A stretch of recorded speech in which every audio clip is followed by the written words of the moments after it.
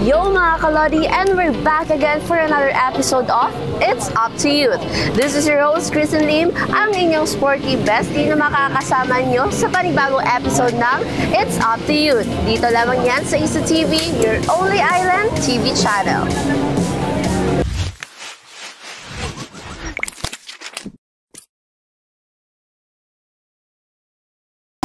Sa episode na ito, andito tayo ngayon sa Plaza Rizal, kung saan ginaganap ang isa sa mga aktibidades ng pamahalaang lungsod ng Isabela in line with the celebration of Sakayan Festival 2025. Ito ang Sakayan Boat Making Contest.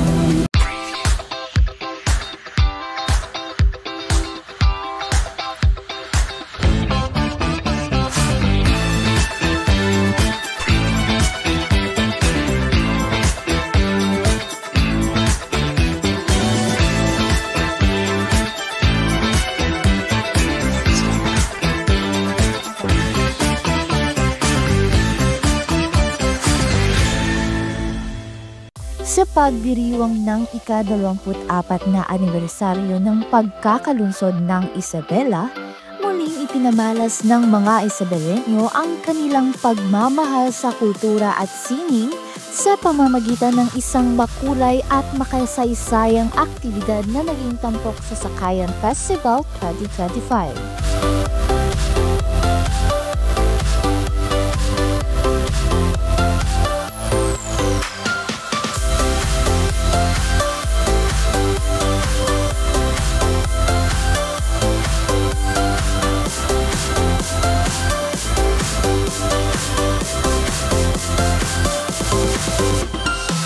Noong ika-26 ng Abril, nagtipon-tipon ang mga malikhaing kamay sa Plaza Rizal para sa Sakayan Boat Making Contest, isang paligsahan na hindi lamang tungkol sa paggawa ng bangka, kundi isang pagsariwa sa kasaysayan ng ating lungsod at pagdiriwang ng ating pagkakakilanlan bilang mga anak ng dagat.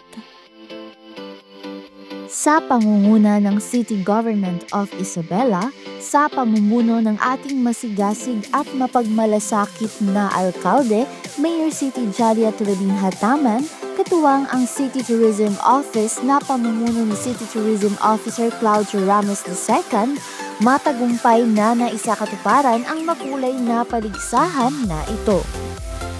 Ginagawa natin yung boat making natin every Sakayan Festival. Dahil as we all know, our festival comes from the word Sakayan. So, the vessel na nagtatransport ng Isabeleños papunta sa main. So, para mabigyan ding halaga at mabigyan din ng symbolism at essence yung mga sakayan na ito. So, ginawa natin itong boat making para malaman natin kung alam ba ng mga taga-Isabela, kung alam ba ng mga Isabeleños, ng mga taga-Isabela, kung ano ba yung mukha ng sakayan natin, kung ano ba yung parating dumaraan dyan sa ating karagatan. Ayan, so this is the fourth time nagkaroon tayo ng sakayan making, and yun nga, simbolo siya ng sakayan natin na ginagamit ng mga tao papuntang Malamawi and other islands papunta sa May, and for them to know the essence and importance ng mga sakayan dito sa Isabela. Thank you!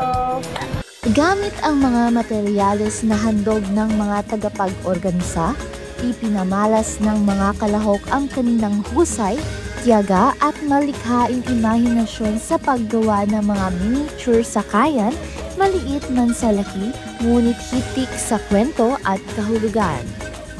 Ang sakayan ay hindi lamang simpleng bangka.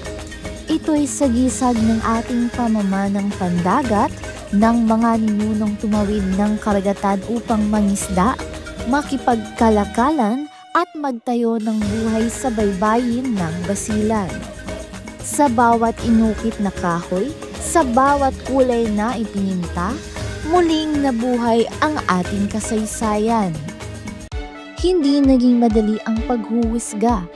Sa harap ng mga matatanging likha, Pinangunahan ang panel of judges nina Architect Grace Tipa mula sa City Planning and Development Office, Lenny Adjain, Municipal Tourism Officer ng Sumisip, at Nurja Adjaraini Abdulkadir, Senior Tourism Operations Officer mula sa MTIT Basilan Provincial Office.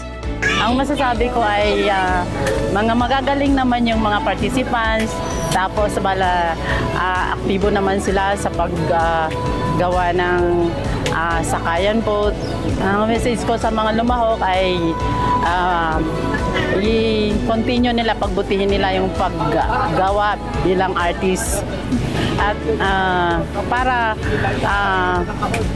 mas pagalingan pa nila next Sakayan Festival. At habang sabik na inaabangan ang pag-anunsyo ng mga nagwagi noong ika-27 ng Abril, tiniyak ng pamahalaang lungsod na mabigyan ng pagkilala ang bawat isang kalahok. Ang kampyon ay tatanggap ng 5,000 pesos at plake ng pagkilala, habang ang ikalawa at ikatlong pwesto ay tatanggap ng 4,000 pesos at 3,000 pesos ayon sa pagkakasunod, kalakip din ng mga plake. Pero higit sa gantimpala, ang tunay na panalo ay ang diwa ng pagkakaisa at pagmamalaki sa sariling kultura. Bilang pagkilala sa kanilang dedikasyon, ang top 12 entries ay tatanggap ng 1,500 na premyo at ang iba pang kalahok ay bibigyan ng SM gift certificate na 500 pesos, isang munting handog bilang pasasalamat sa kanilang puso at sipag. Yung mukha ako, pero excited na sa bakus makadhariya ini pasal own prize. So, bisan own prize niya, mabaya ako maka-experience. Pasalamat ako sa barangay namin na si Barangay Pitstan yun. Okay. Barangay Seaside. Nagpapasalamat ako sa lungsod ng Isabela na pinaunlakan na binigyan kami ng pagkakataon na gumawa ng bangka para ma-experience din ng kababaihan na tulad ko na mastura din. Pero hindi ko din, kumbaga, di ako mabaya magpakita pasal mastura ako sa ininahinang one way para kakitaan di sa bako. Di ka mo mastura, huminang sin bangka. Para at least ako ni pagmalaki na inhambuk mastura di ako, may ingat di sa buminang. Happy Isabela, ako po si Alhadim. From Barangay Tabuk. Maganda naman po, nakakanguti sa mga kabataan. May pakita nila yung mga talent nila. So, ikaw po sir, bilang participants, ano pong masasabi nyo? Anong nararamdaman nyo ngayon? Na-pressure po. Na-pressure sa mga time, yung sa mga... Mahirap kasi. Pero nag-enjoy? Enjoy naman po. Ayun, nag-enjoy. May gusto po kayong pasalamatan? Una-una po sa lahat, maraming salamat po sa Isabela. Happy Isabela. Tsaka sa mayor natin po, Mayor Dada Hataman. Sir.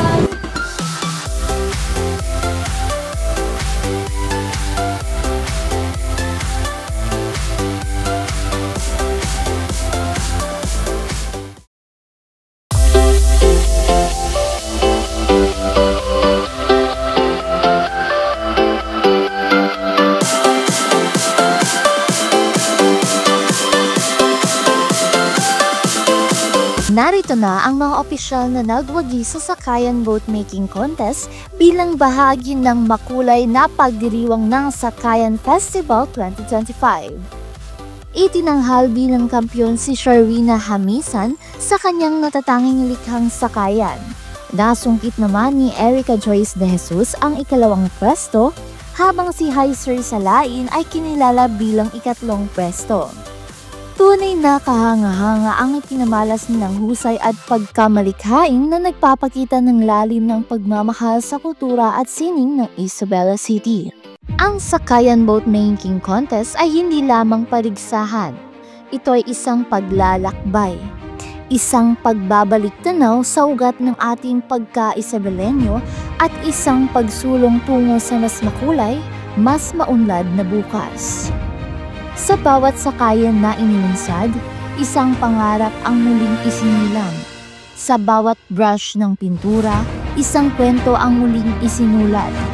At sa pag-ihip ng hangin sa Plaza Rizal noong araw na iyon, dama ang tibok ng puso ng isang lungsod na buo ang pagmamalaki sa kanyang nakaraan at handang-handa sa paglalayag patungo sa kinabukasan. Isabela City, isang lungsod na tunay na makulay, matatag at may pusong dagat.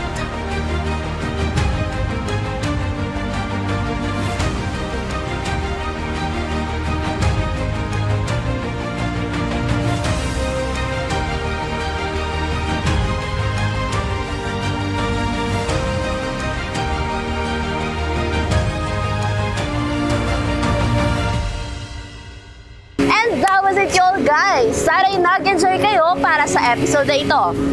Kita-kits sa susunod na episode kasama pa rin ang inyong sporty bestie, Christine. Dito lamang yan sa It's Up to You. Dito lamang yan sa Isa TV, your only island TV channel.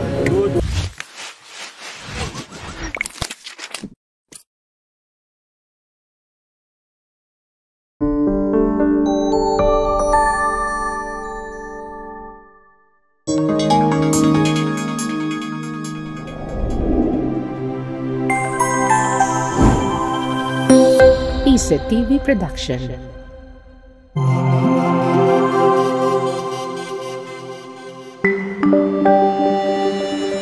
Your only island TV channel.